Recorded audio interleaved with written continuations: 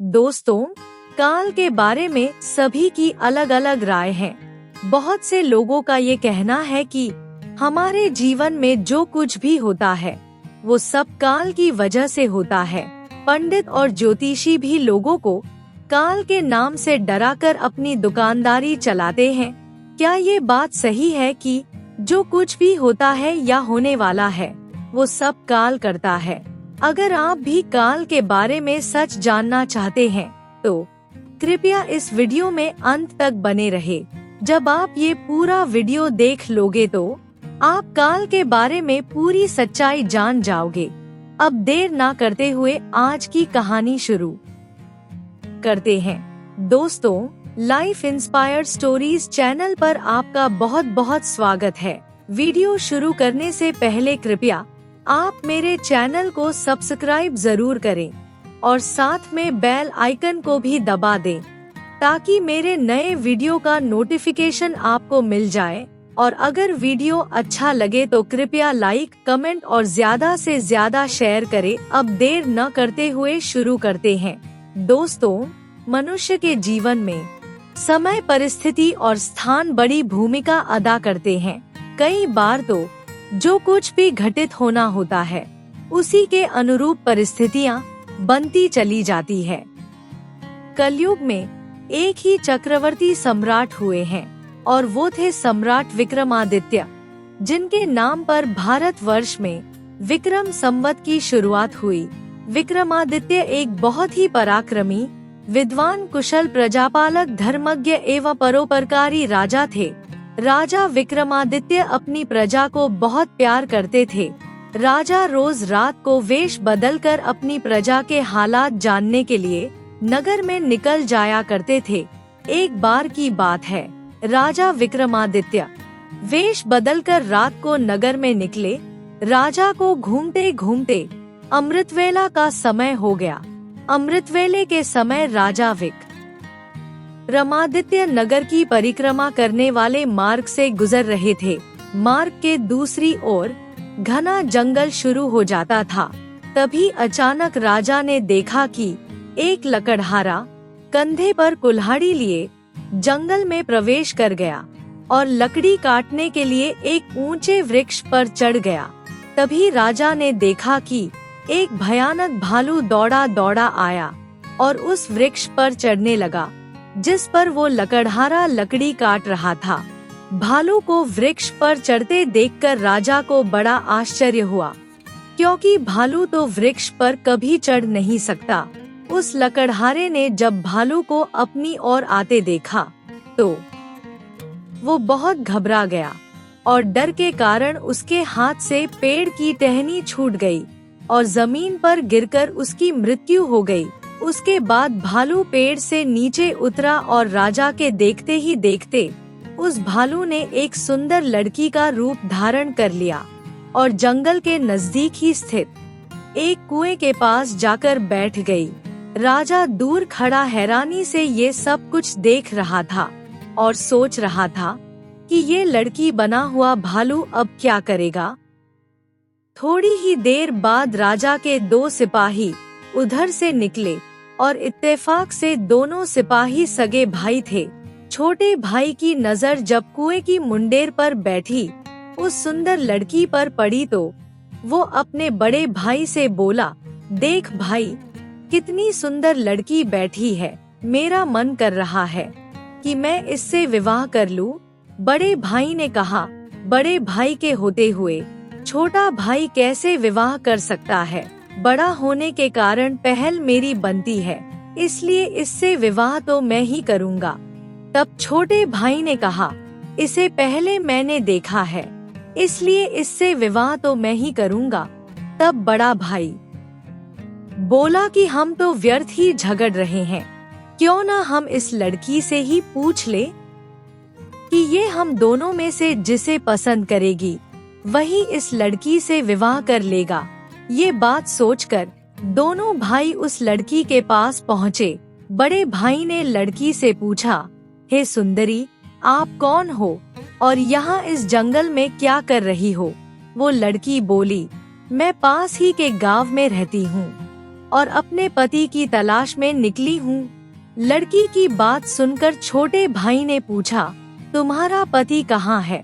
तुम चाहो तो उसे ढूंढने में हम तुम्हारी मदद कर सकते हैं। तब वो लड़की बोली, अभी तो मैं कुंवारी हूँ और किसी योग्य वर की तलाश में निकली हूँ। तब छोटा भाई बोला, हम दोनों भाई भी अभी कुंवारे हैं। अगर तुम चाहो तो हम में से किसी एक से शादी कर सकती हो। लड़की ने कहा, मैं तुम दोनों में से उससे विवाह करूंगी जो अधिक बहादुर होगा। इतना सुनते ही दोनों भाई स्वयं को एक दूसरे से श्रेष्ठ सिद्ध करने की इच्छा रखते हुए आपस में लड़ाई करने लगे। लड़ते लड़ते दोनों भाइयों ने तलवारें निकाली और एक दूसरे के पेट में घुसेड़ दी। इस प्रकार तड़प तड़प कर दोनों भाइयों ने अपने प्राण त्याग दिए। ये देखकर वो लड़की जोर से हंसी और उठकर दूसरी दिशा की तरफ चल पड़ी। ये लड़की अब क्या करेगी? ऐसा सोचते हुए राजा विक्रमादित्य भी थोड़ी दूरी रखते हुए उस लड़की के पीछे पीछे चलने लगा। अब तक सुबह का समय भी हो गया था और सूर्य भी निकल आया था, परंतु राजा विक्रमादित्य एक भालू के पेड़ पर चढ़ना और फिर एक सुंदर लड़की का रूप बदलने की विचित्र घटना को अपनी आंखों से देखकर अपनी सुध बुध खो बैठे थे। उन्हें अपनी भूख प्यास में राजपाट के विषय में भी कुछ भी ध्यान ना रहा। राजा को ध्यान रहा तो केवल उस रहस्यमय सुंदर लड़की के विषय में जानने की जिज्ञासा। इसलिए राजा सावधानी पूर्वक लड़की का पीछा करने लगा।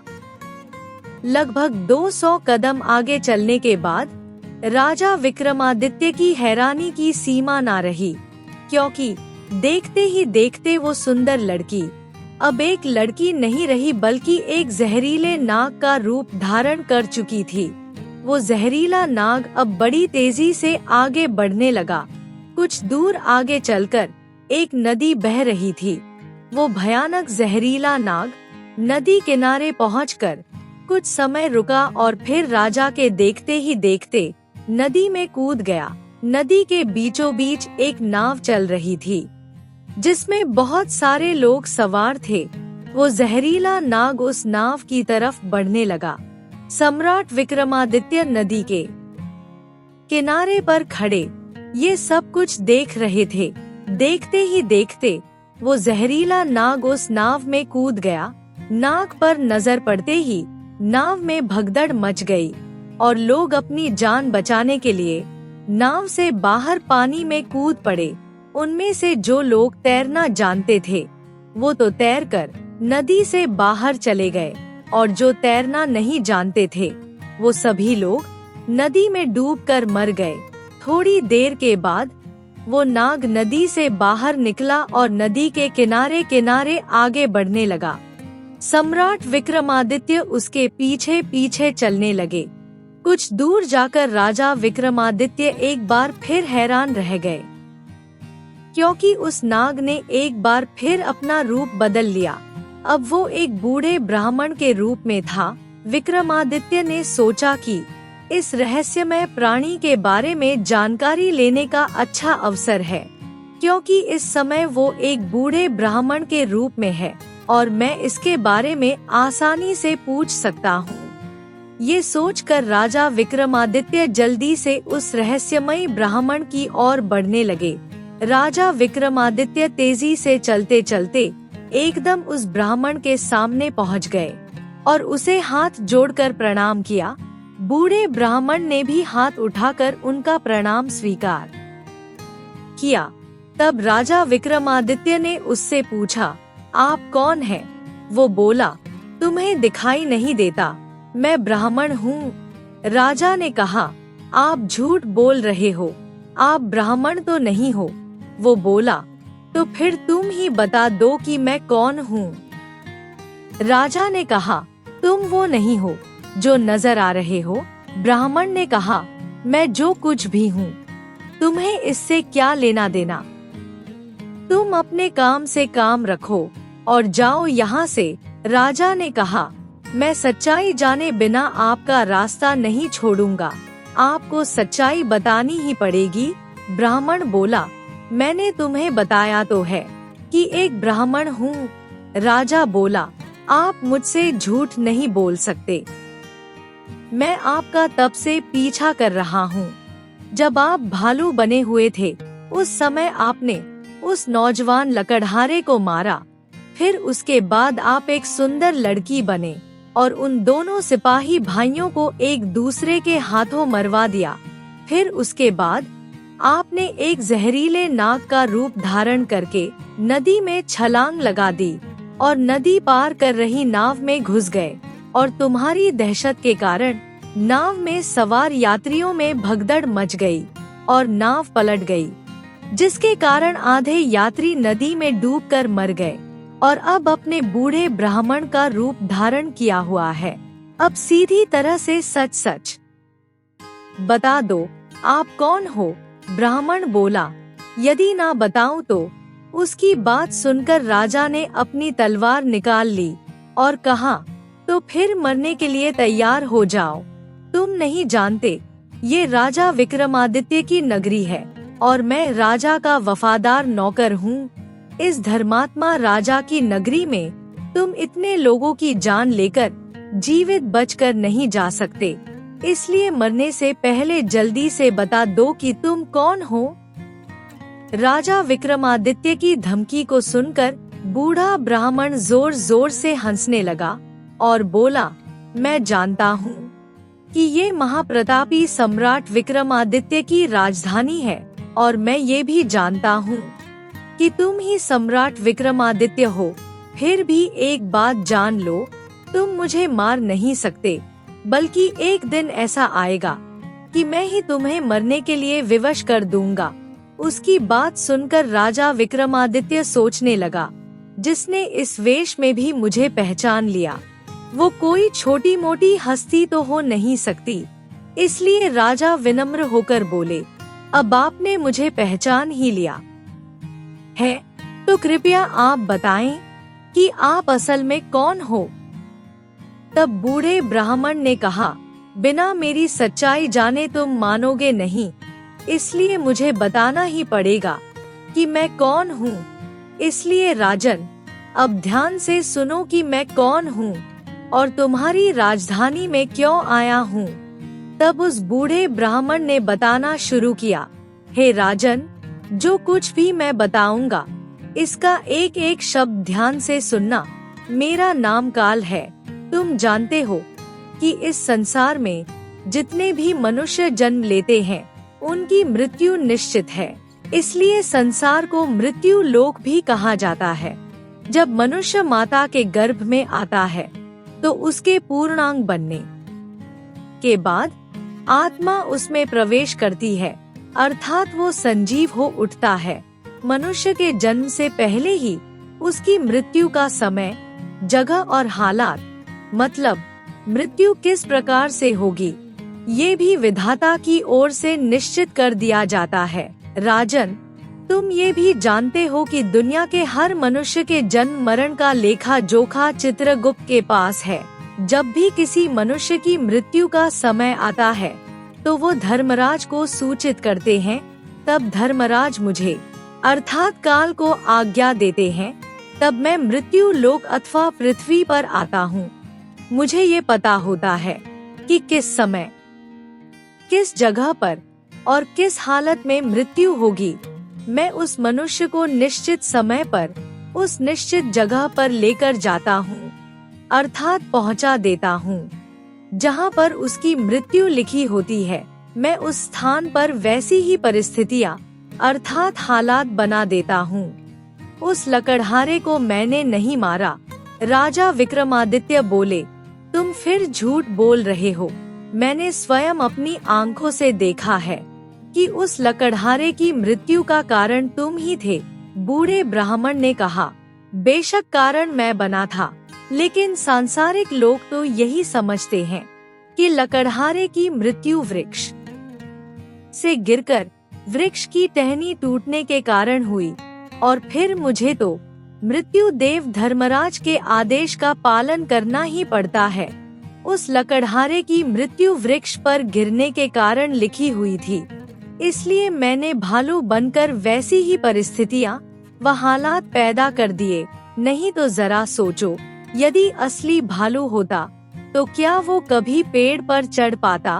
परंतु वो तो मैं था और मेरे लिए कुछ भी मुश्किल नहीं है। अब अगर उन सिपाही भाइयों की बात करें तो उनको भी मैंने नहीं मारा।